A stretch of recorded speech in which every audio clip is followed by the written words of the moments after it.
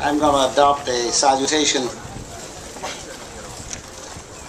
by Larry and Edison and say good morning, ladies and gentlemen.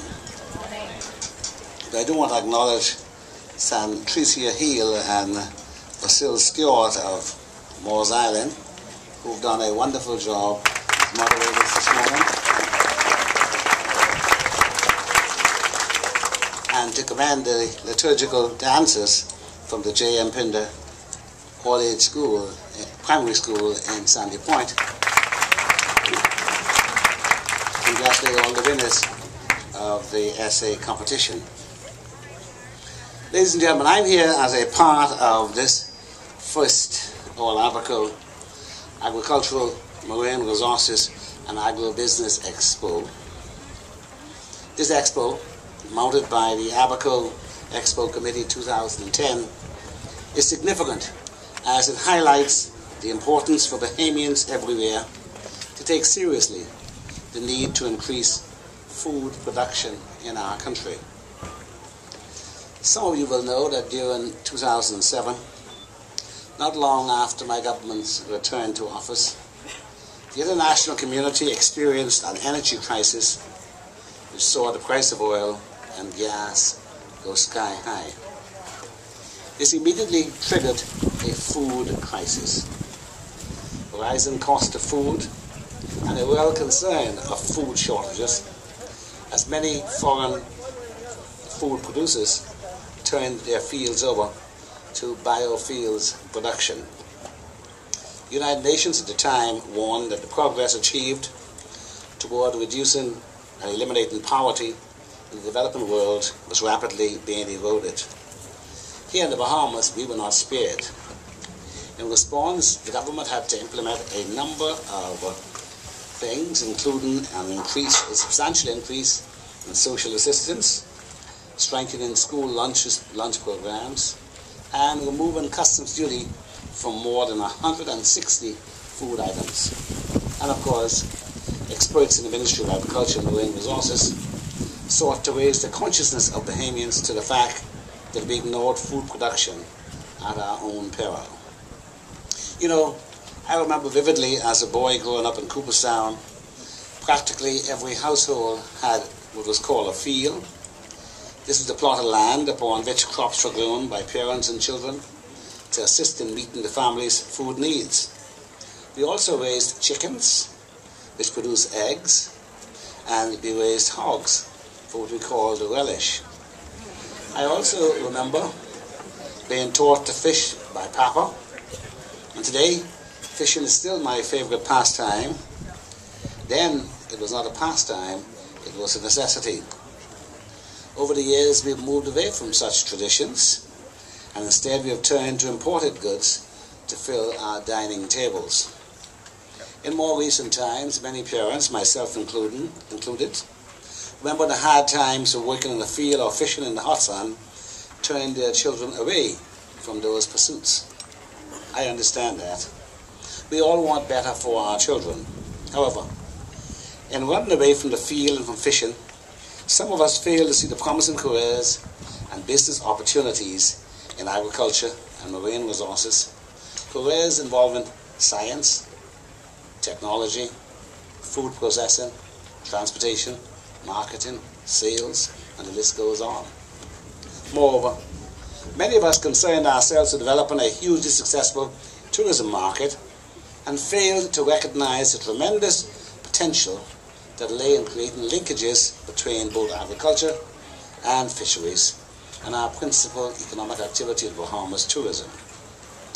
Why can't we not supply our visitors in our hotels and in their second homes with fresh snappers, fresh vegetables, and locally produced citrus? Why can't we supply our visitors with locally made jams and jellies and condiments, introducing them to Bahamian fruits and flavors? Why can't we make furniture for our hotels?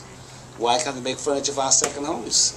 Indeed, we should not only aim to provide hotels, guest houses, and second home owners with locally produced foodstuff, but also other consumer products, including decorative items made from local products, artwork, and souvenirs.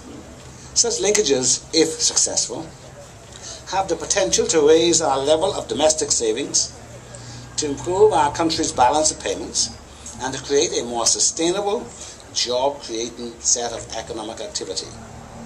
Very importantly, such development would not only help us achieve food security and ensure food safety, it would also create employment in agriculture and marine sciences for a wide spectrum of individuals, from unskilled hands to university-trained Bahamians.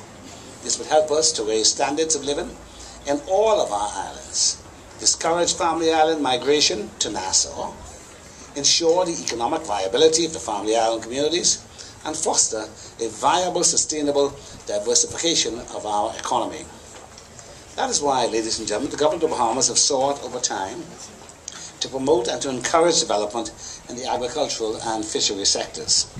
As a result, we invested heavily in professional and skills training and have sought to improve the level and standard of technology available to farmers in particular, with a view to enhancing food production, processing, marketing and sale of Bahamian produce, not always with the success for which we had aimed, but in many respects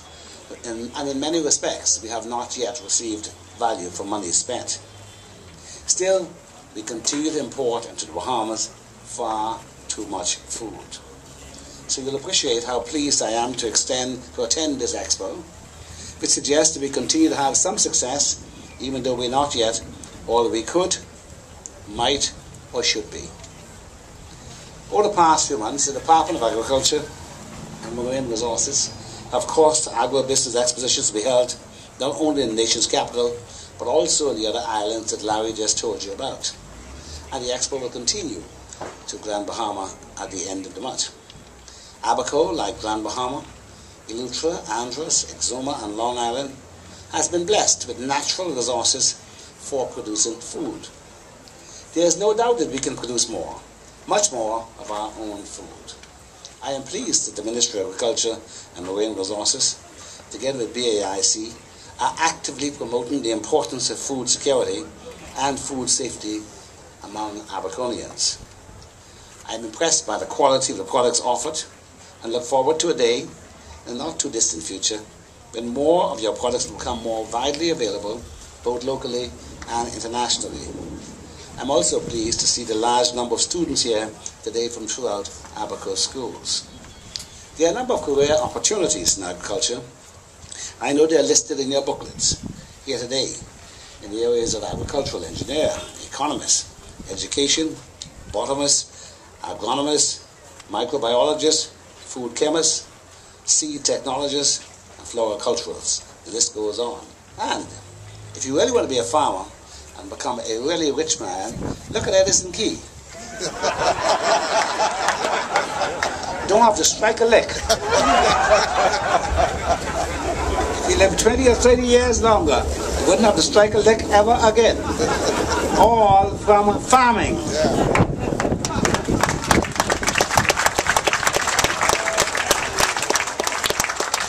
So ladies and gentlemen, if we look around, we can see the livestock, the greenhouse, the raised bed garden, vegetables, root crops, cornmeal, handicraft, horticulture and marine resources. The organisers of this event have done an excellent job in highlighting the various stakeholders in the promotion of food security. I commend you for a job well done. It is now my honour to declare the first annual All Abaco Agricultural, Marine Resources and Agribusiness Expo officially opened. Thank you. Good morning.